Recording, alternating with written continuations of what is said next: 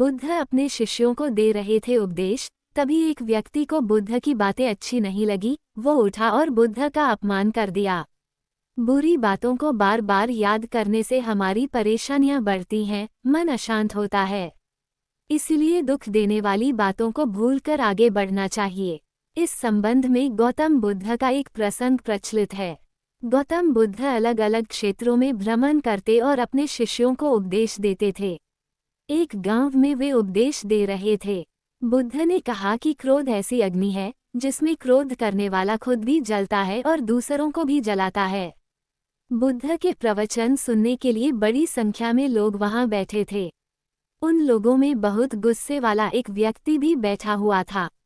उसे ये बातें पसंद नहीं आई।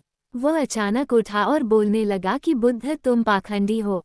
बड़ी बड़ी बातें करना ही तुम्हारा काम है। तुम लोगों को भ्रमित कर रहे हो। तुम्हारी ये बातें आज कोई मायने नहीं रखती हैं।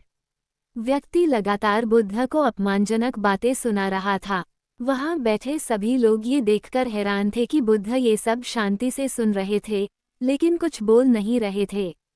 क्रोधी व्यक्ति बुद्ध को शांत देखकर और ज्यादा क्रोधित हो गया।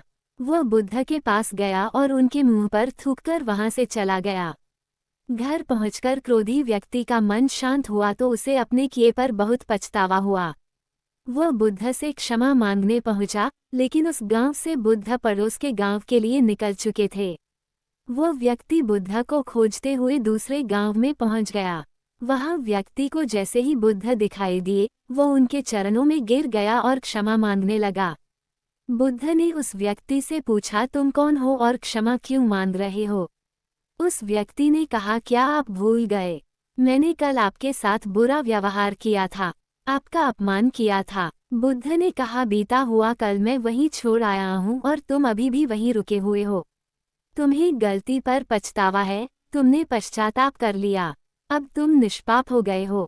बुरी बातें याद करते रहने से हमारा आज बर्बाद हो जाता है। इस आदत की वजह से भविष्य भी बिगड़ सकता है।